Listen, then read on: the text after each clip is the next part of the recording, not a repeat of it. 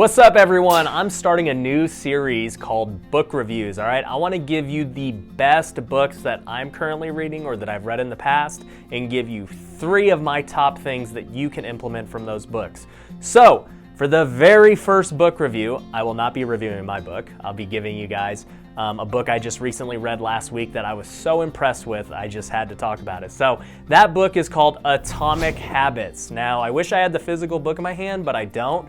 I read mostly on Kindle. That's my favorite form of reading because I like being able to just have everything in one spot and read it in the dark, whatever. So hopefully it's popping up on a screen near me. But anyways, I want to give you my top 3 takeaways from it after I give you a little brief summary. Essentially, Atomic Habits is about all the ways that you can improve your habits, and both good and bad. How can you start good habits? How can you get rid of bad habits? Why do we have habits? What's happening to us subconsciously? And all these different things. So it's a great book. I recommend reading the whole thing, but I'm going to give you my 3 takeaways that I'm going to implement in my life or that just I understand better. So takeaway number 1 is that you don't necessarily change your habits from within, or really have your habits from within. The biggest reason you have the habits you have is due to your environment. And that's crazy to think about that, like, I'm not really in control, but it's really the environment around me that dictates my habits. And so I'll give you an example. They use this example in the book. Back in the Vietnam War, the US had a bunch of soldiers over there and they got addicted to heroin. I think they said 20% of the soldiers were addicted to heroin. And so there was a huge epidemic. They were saying, well, when these soldiers come back to the States, it's gonna be a very big problem because we're gonna have all these guys hooked on heroin. And so they prepared and got all these measures ready for when the soldiers returned. But a funny thing happened is that when the soldiers did return, they ended up not being addicted. Only like 5% of those people were still addicted. So that means that such a small percentage actually stayed addicted. And why is that? You would think like, oh man, if somebody's a drug user, that's a very tough cycle to break, right? But the reason they were addicted was because of their circumstance. They were in war, super stressed out. They were easily accessible. Heroin was easily accessible. All their friends were doing it. All these conditions were just built around that culture. So when they came back to the States, they didn't have the friends they're hanging out with. They couldn't get access to heroin. They weren't stressed from war. All the conditions totally changed. And so most of the guys they weren't addicted anymore. It was as simple as that. And so it's just an example of how your circumstance and your environment really impacts how you act. The same thing. I see this happen in my office, right? I have no desire to eat candy or anything, but then one of these title people or one of these loan officers or someone will bring us this big box of candy. And what happens? I eat it. I would never eat it if it wasn't sitting there. I wouldn't go out to the store and buy all this candy if, I just wouldn't do it. But the minute it's there, I eat it. And so that is a clear example of how your environment affects your habits, right? So if you are trying to change a habit, change your environment, okay? If you are trying to stop eating sweets, get rid of all the sweets in your house. Make it very difficult to go eat sweets. If you want to start working out, get around other people working out because those people are going to push you. You're going to want to naturally do it because you're around that type of people in that environment. So environment, think about that. The second biggest thing I picked up from the book was that your future self and your current self are always at odds with each other, okay? Really, here's kind of how it works. You can't have it both ways. To please your present self is always going to cost you with your future self.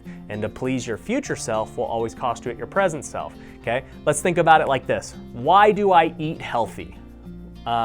Eating healthy doesn't taste good.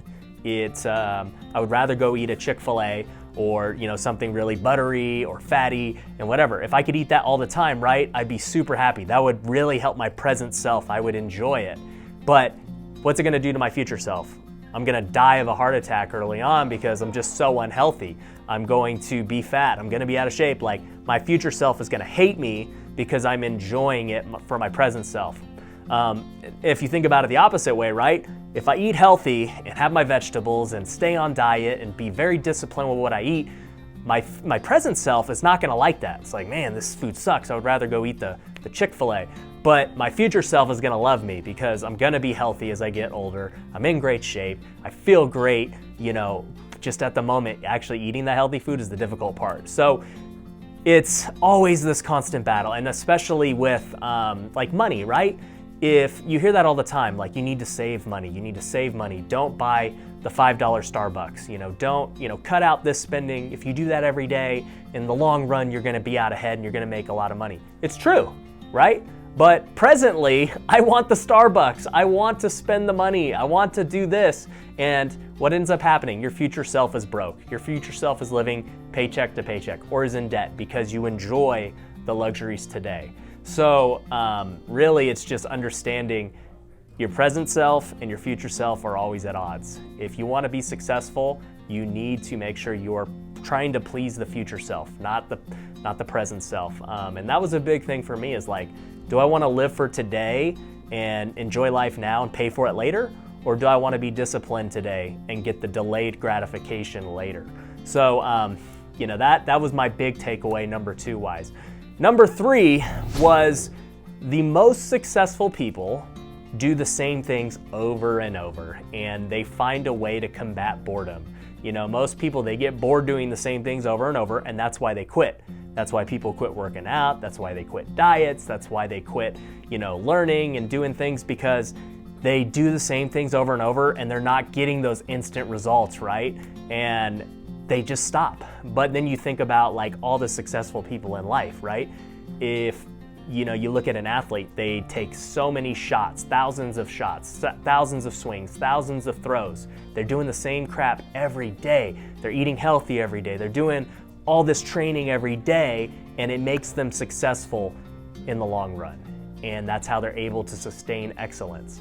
But the moment you stop doing those things because you get bored or you get lazy, you don't have the success. And so the most successful people are the ones who can do the same things every day. And that goes the same way in business or real estate. Like, are you willing to make the calls every single day when it gets boring? Are you willing to go on the appointments? Are you willing to, do the lead gen, take the initiative to go do all these other things that, it gets monotonous, but you have to do it. That's what leads to success. So really just realize that success is boring. You have to do the same things consistently every day. And really, the successful people learn to enjoy it. That's what makes them successful. They don't find it boring, doing the same thing every day. When I was playing baseball, I never got bored going and hitting batting practice, taking ground balls. I loved it, and I knew I was getting better at my craft. And the same thing with real estate now. I don't get bored, evaluating deals, going on appointments, making things happen. Like, I love it, and it's the same stuff, but every day is different. You don't know what's gonna happen, and that's why we've been successful, is because we're consistently doing what we need to do every day, whether we feel good or not. And that's the difference between what he calls in the book an amateur and a pro. A pro does what needs to be done, and they do it consistently. An amateur lets life get the best of them. They let their conditions affect, how they feel that day, and if they're gonna do what they're supposed to do that day, right? And we talked about it in, the very first thing I said was your conditions really affect it, and it's true. Like, if you're in bad conditions that, promote you being inconsistent and not doing what you need to do, you're more likely not to do that, okay? But the pros, they're not in those conditions. They've set their reality up and their conditions around them to do what they need to do every day and to not have the temptation to, fall and do all this other stuff. So that's what separates it between the amateur and the pro.